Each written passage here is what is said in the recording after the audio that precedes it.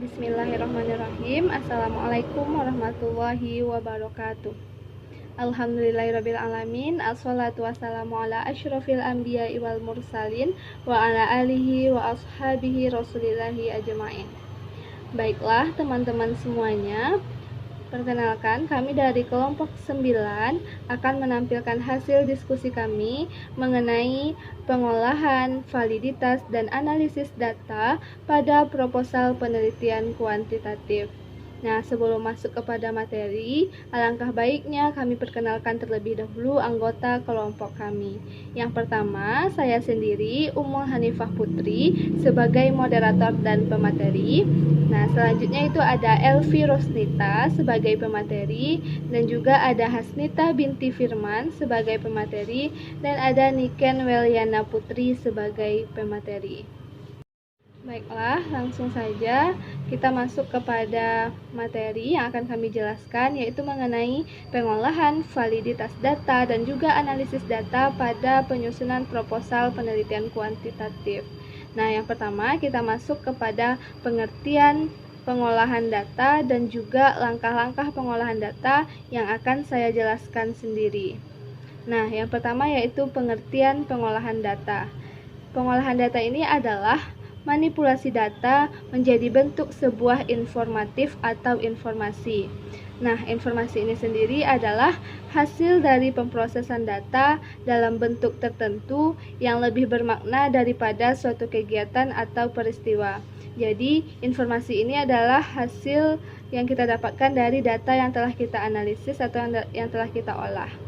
Nah, selanjutnya pengertian lain dari pengolahan data ini adalah suatu penggambaran fakta, pengertian suatu instruksi yang bisa disampaikan dan diolah baik itu oleh manusia maupun oleh mesin. Selanjutnya kita masuk kepada langkah-langkah pengolahan data. Nah, di sini menurut Mill dan Huberman, seperti yang dikutip oleh Salim pada tahun 2006 dalam bukunya halaman 20-24. Di sini dijelaskan ada 3 langkah dalam pengolahan data. Yang pertama yaitu ada reduksi data, yang kedua ada penyajian data, dan yang ketiga ada penarikan kesimpulan dan juga verifikasi. Yang pertama kita bahas reduksi data. Nah, reduksi data ini adalah penyederhanaan, pengolahan, atau membuang data yang tidak perlu. Nah, sehingga data tersebut atau data ini nantinya akan menghasilkan informasi yang bermakna dan juga memudahkan dalam penarikan kesimpulan. Jadi reduksi data ini nantinya akan digunakan dalam penarikan kesimpulan. Selanjutnya yang kedua itu ada namanya penyajian data atau display data. Nah, penyajian data ini adalah suatu kegiatan saat sekumpulan data disusun secara sistematis dan mudah dipahami, sehingga memberikan kemungkinan menghasilkan kesimpulan. Jadi penyajian data ini adalah sebuah kegiatan yang kita lakukan untuk mengumpulkan data dengan sistematis dan juga bagaimana nantinya data ini bisa dipahami oleh semua kalangan dan juga nanti akan digunakan untuk penarikan kesimpulan. Nah, selanjutnya langkah yang ketiga atau tahap yang terakhir adalah kesimpulan atau penarikan kesimpulan dan juga verifikasi. Nah, ini adalah tahap akhir dari teknis analisis data yang dilakukan dengan melihat hasil reduksi data tadi dengan tetap mengacu pada tujuan analisis yang hendak dicapai. Jadi, penarikan kesimpulan ini kita berpatokan kepada hasil reduksi data tadi dengan tidak mengenyampingkan acuan atau aturan dalam analisis yang hendak kita capai. Nah, selanjutnya tahap ini juga bertujuan untuk mencari hubungan, persamaan, maupun perbedaan untuk ditarik kesimpulan sebagai jawaban dari permasalahan yang ada. Jadi, hasil kesimpulan ini nantinya akan digunakan untuk kita mengetahui atau mencari apa sih hubungan atau persamaan dan juga perbedaan dari data-data yang telah kita analisis dan juga nantinya kita gunakan untuk pemecahan masalah atau jawaban dari pemecahan masalah yang ada. Nah, mungkin itulah materi dari saya. Selanjutnya, materi mengenai kegiatan pengolahan dan kegiatan pengolahan data dan juga fungsi pengolahan data yang akan disampaikan oleh Niken. Kepada Niken, disilahkan. Terima kasih kepada moderator. Di sini saya akan menjelaskan materi mengenai pengolahan data. Nah, di mana pengolahan data ini terdiri dari dua. Yang pertama adalah penyimpanan data. Nah, di mana penyimpanan data ini merupakan langkah awal yang dilakukan peneliti untuk mendapatkan data. Nah, di mana di sini bisa dengan cara pencarian data maupun menemukan data. Nah, yang kedua adalah penanganan data. Penanganan data ini dilakukan setelah kegiatan data itu ditemukan atau sudah dikumpulkan. Nah, di sini bisa dilakukan dengan cara pemeriksaan, perbandingan maupun pendapat dari peneliti itu sendiri. Saya akan melanjutkan materi berikutnya mengenai fungsi pengolahan data. Yang pertama adalah sebagai proses aritmatika dan logis untuk data yang sudah disimpan. Selanjutnya, menyimpan hasil hingga hasil tersebut dapat diproses. Kemudian dapat mengambil program dan data dalam bentuk input. Selanjutnya, untuk memproses dan menyimpan data dan program data.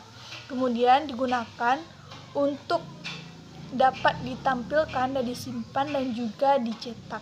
Selanjutnya, fungsinya adalah untuk meminimalisir kebutuhan tenaga manusia. Nah, karena beberapa pekerjaan dapat dikerjakan secara otomatis oleh peralatan bantuan seperti komputer. Yang terakhir, untuk mendapatkan hasil yang lebih akurat. Mungkin demikian penyampaian materi dari saya kembalikan kepada moderator. Baik, terima kasih kepada Niken. Selanjutnya, materi mengenai tahapan pengolahan data dan juga validitas data yang akan disampaikan oleh Hasnita. Kepada Hasnita, dipersilahkan. Baiklah, saya Hasnita binti Firman akan melanjutkan materi tentang tahapan pengolahan data. Yang pertama tuh ada input. Input adalah data yang sudah dikumpulkan dan dicatat berikutnya dimasukkan ke dalam sistem melalui perangkat input. Selanjutnya yaitu output. Output adalah data yang sudah diolah menjadi sebuah informasi dikeluarkan melalui output device. Beberapa kegiatan yang berkaitan dengan output yaitu storing dan retrieving. Backline selanjutnya itu processing. Processing adalah keselanjutannya data yang sudah masuk ke sistem akan diproses oleh processing device. Adapun bagian-bagian dalam processing ini antara lain yang pertama itu ada classifying, yang kedua ada sorting, yang ketiga ada calculating, dan yang terakhir itu ada summarizing. Baiklah, materi selanjutnya itu tentang validasi data. Validitas dalam sebuah penelitian memiliki posisi yang signifikan. Validitas merupakan salah satu acuan penting untuk mengukur sejauh mana sebuah penelitian tersebut benar dan akurat sehingga hasilnya bisa diterima oleh siapa saja. Data yang valid pasti reliable dan objektif, akan tetapi data yang reliable belum tentu valid. Adapun dua poin dalam validasi data ini, yang pertama itu uji kredibilitas atau validitas internal, yang kedua ada pengujian transferability atau validitas internal. Pengujian transferability yaitu validitas internal dalam penelitian kualitatif. Baiklah, sekian materi dari saya kembalikan kepada moderator. Terima kasih. Terima kasih kepada Hasnita. Selanjutnya, materi yang terakhir mengenai pengertian analisis data dan juga prosedur analisis data yang akan disampaikan oleh Elvi. Kepada Elvi, disilahkan.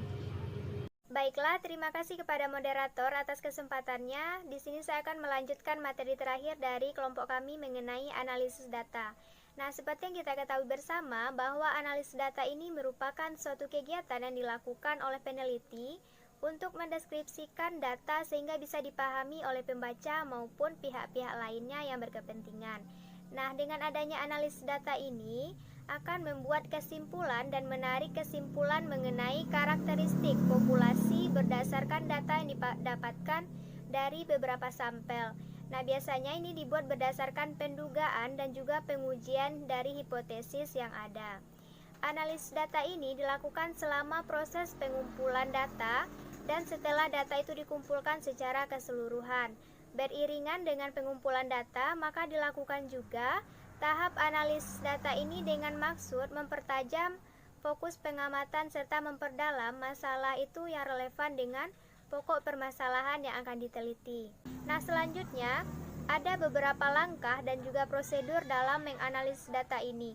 Yang pertama, tahap pengumpulan data. Jadi sebelum kita melakukan analisis, maka terlebih dahulu kita harus mengumpulkan semua data yang berkaitan dengan penelitian yang akan kita lakukan.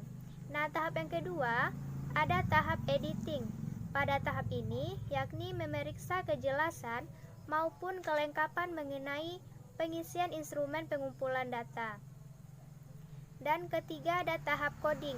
Di tahap coding ini, kita melakukan suatu proses identifikasi dan juga proses klasifikasi dari tiap-tiap pernyataan yang terdapat pada instrumen pengumpulan yang terdapat pada instrumen variabel yang sedang kita teliti. Nah, yang keempat ada namanya tahap tabulasi. Dalam tahap tabulasi ini kita melakukan kegiatan mencatat ataupun entry data ke dalam suatu instrumen yang akan kita masukkan dalam penelitian. Yang kelima, ada tahap pengujian. Pada tahap ini, data akan diuji kualitasnya, yakni menguji validitas maupun reliabilitas instrumen dari pengumpulan data. Yang keenam, ada tahap mendeskripsikan data. Dalam tahap mendeskripsikan data, semua peneliti itu menyajikan data dalam berbagai bentuk tabel frekuensi ataupun diagram dan dalam berbagai macam ukuran tentunya, baik itu secara sentral maupun ukuran dispersi dengan tujuan supaya memahami karakteristik data sampel dari penelitian yang kita lakukan. Yang terakhir yaitu tahap pengujian hipotesis. Nah, dalam tahap pengujian hipotesis ini kita menguji terhadap proposisi apakah ditolak atau diterima dan apakah memiliki makna atau tidak. Atas dasar hipotesis inilah nantinya kita akan membuat suatu keputusan yang akan dimasukkan dalam suatu penelitian yang kita lakukan. Baik, itulah penyampaian materi dari saya. Terima kasih, dikembalikan kepada moderator. Terima kasih kepada Elvi.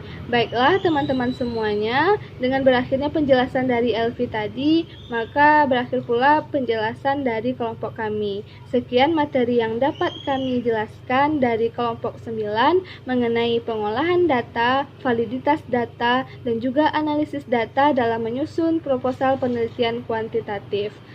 Salah dan janggal mohon maaf. Terima kasih atas perhatian teman-teman semuanya. Kami ucapkan alhamdulillahirrabbilalamin dan billahi taufiq wal hidayah. Wassalamualaikum warahmatullahi wabarakatuh.